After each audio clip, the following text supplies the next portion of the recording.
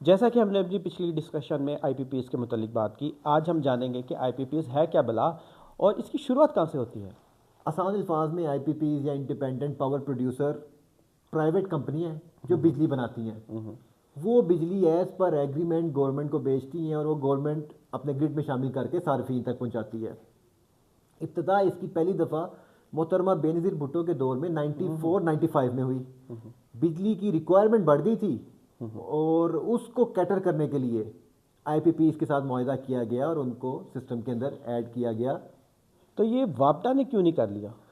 देखिए, वापडा उस वक्त भी और मोस्टली अभी भी हाइड्रो के ऊपर यानी कि पानी से बिजली बनाने के ऊपर काम कर रही है, जो कि एक बड़े कैपेक्स यानी कि बड़ा खर्चे वाला सेटअप होता है। तो एज ए क्विक सोल्यूशन जो है ना, उसको आईपीपीज को इंट्रोड्यूस किया गया जहाँ पे गवर्नमेंट का खर्चा नहीं था। प्राइवेट कंपनियों के साथ एग्रीमेंट किया गया, उन्होंने आके बिजली बनाई और प्रोड्यूस की।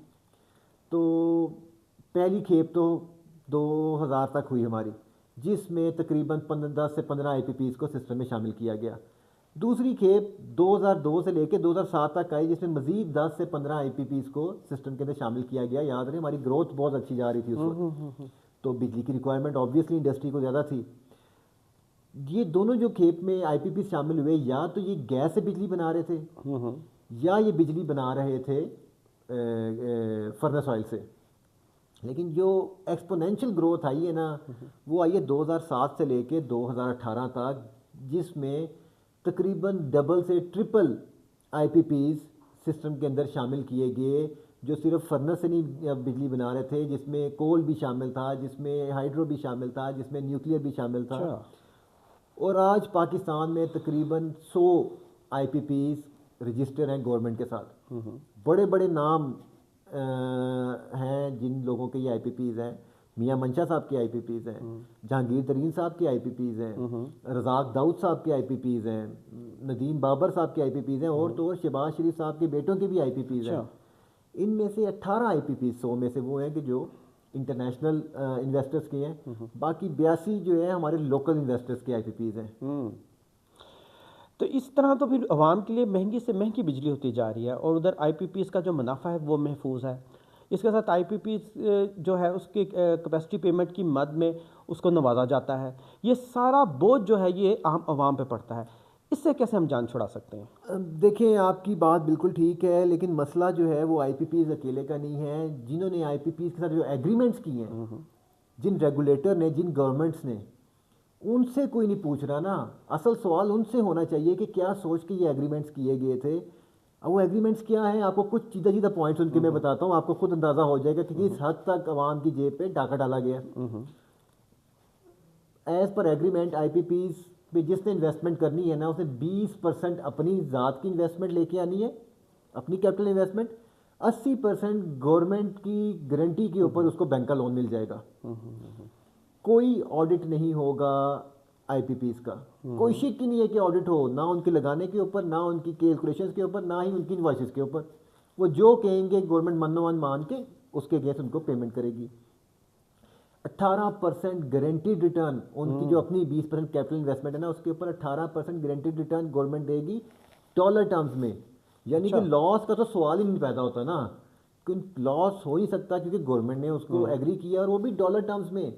यानी कि अगर करेंसी डी वैल्यू होने की वजह से जो कोई लॉस आना था वो भी नहीं होगा, वो भी गवर्नमेंट खुद एब्जॉर्ब करेगी। खुद के एब्जॉर्ब करना है, अवाम की जेबों से निकलवाएगी। चलिए, ये समझ तो आती है। ये तब तक कि इंटरनेशनल जो इन्वेस्टर थे, जो डॉलर्स में इन्वेस्टमेंट लेके आए, उनके लिए ठीक है। लेकिन जो 82 आईपीपीज जो लोकल हैं, जिन्होंने पैसा जो है वो लोकल करेंसी में लगाया है, उनको भी रिटर्न जो है वो गारंटीड डॉलर टर्म्स में मिल रहा है। तो उसके साथ साथ जो कैपेसिटी पेमेंट का जिन है, वो भी एक बहुत बड़ा, मैं समझता हूँ, वारदात है अवाम की जेब के ऊपर। आपको बड़े मज़े की एक एग्जांपल से समझाने की कोशिश करता हूँ, ज़्यादा क्लियर हो जाएगा कि यार मैं बोलना क्या चाह रहा हूँ। एक एग्जांपल लेते हैं कि एक प्लांट की कॉस्ट थी 100 रुपया। सही। एज़ पर एग्रीमेंट 20% जो है वो इन्वेस्टर ने खुद लगाना था, यानी कि 20 रुपये उसने खुद इन्वेस्ट करने थे। 80 रुपये उसको बैंक की लोन मिल जाना था हुकूमत की गारंटी के ऊपर। कागज़ों में ये कॉस्ट उन्होंने बना दी 150 रुपया। यानी कि उसके मुताबिक 80% 120 रुपये का बैंक से लोन मिल गया, 30% उनका अपना इन्वेस्टमेंट था, जो उनकी कैपिटल इन्वेस्टमेंट थी कागज़ों में। प्लांट की कॉस्ट कितनी थी? 100 रुपया। 120 में से 100 रुपया उन्होंने यूज़ किया प्लांट सेटअप करने के लिए जो बैंक से लोन लिया था, और 20 जो एडिशनल बच गया उसको अपने दूसरे बिजनेस में री इन्वेस्ट कर दिया, या इवन बैंक में रख लिया, उस पर पैसा कमा लिया। इसमें जो 120 उसने लिया है बैंक से कर्जा, उस पर तो उसको सूद भी देना पड़ेगा। अब यहीं पे तो सारे गेम है, ये जो कैपेसिटी पेमेंट की मैं क्यों कह रहा हूँ कि वारदात है ये।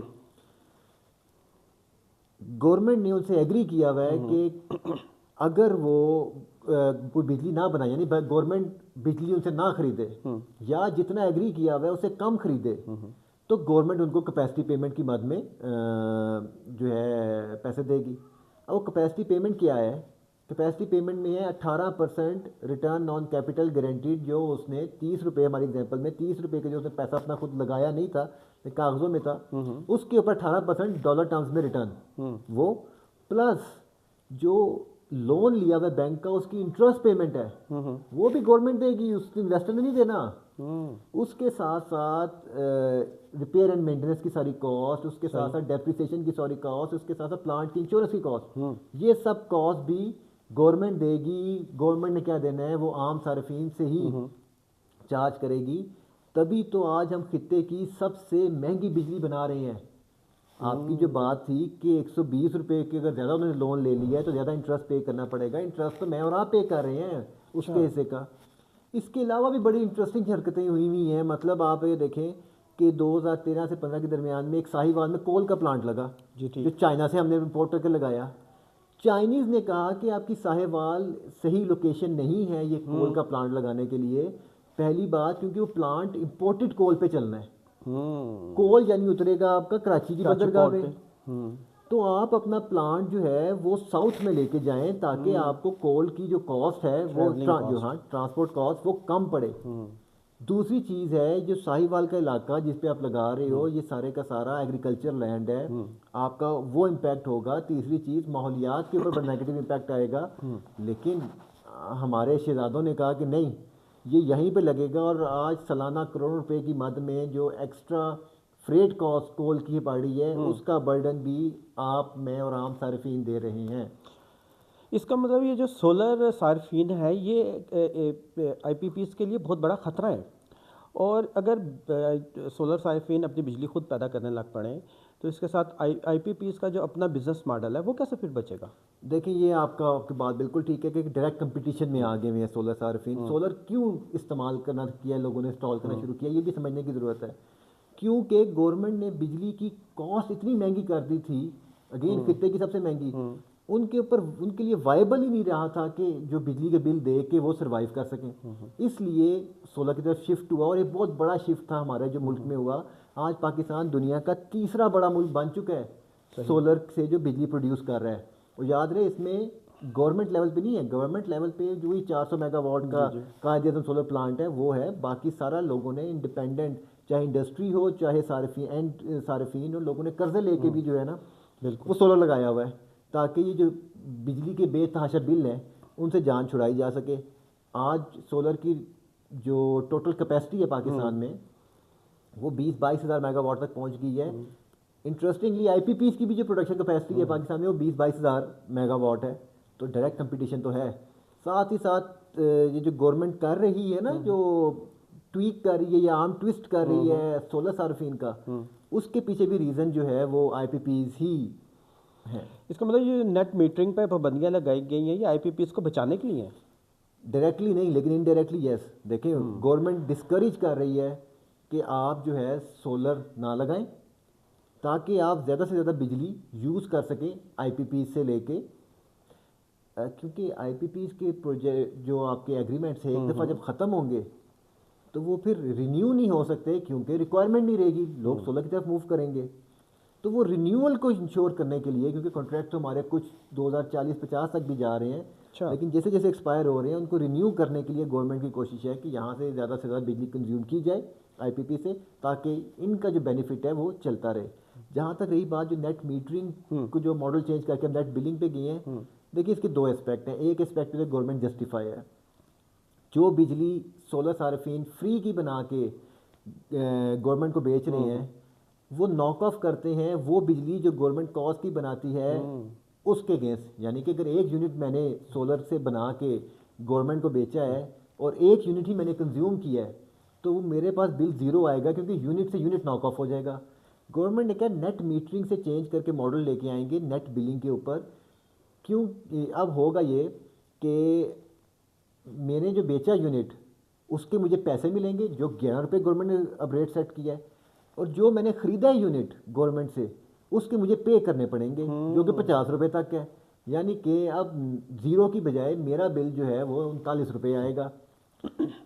गवर्नमेंट के कुछ खर्चे हैं, लाइन लॉसेस हैं, ट्रांसमिशन कॉस्ट है, प्लस आपके ओवरहेड्स हैं, वो कैटर करने के लिए तो ये बात समझ में आती है। लेकिन साथ ही साथ जो उन्होंने इस तरह की ऑब्जेक्शंस लगा दिए, यानी कि 1 मेगावाट से बड़ा प्लांट कोई लगा ही नहीं सकता, ये इंडस्ट्री को डिस्करेज किया है। उसके ऊपर एक रोकथाम किया है कि जो इंडस्ट्री अपना सोलर से बिजली प्रोड्यूस करके कंपेटिटिव होना चाह रही है, जो कि अभी भी पाकिस्तान को सही तरह सर्व करना चाह रही है, गवर्नमेंट कह रही है कि भाई तुम्हें भी जो है ना महंगी बिजली लेनी पड़ेगी, सोलर से सस्ती बिजली तुम नहीं लोगे, महंगी लोगे, ताकि तुम्हारी इंडस्ट्री भी बंद हो और इंडस्ट्री सिर्फ और सिर्फ जो है ना वो आईपीपीस की चले।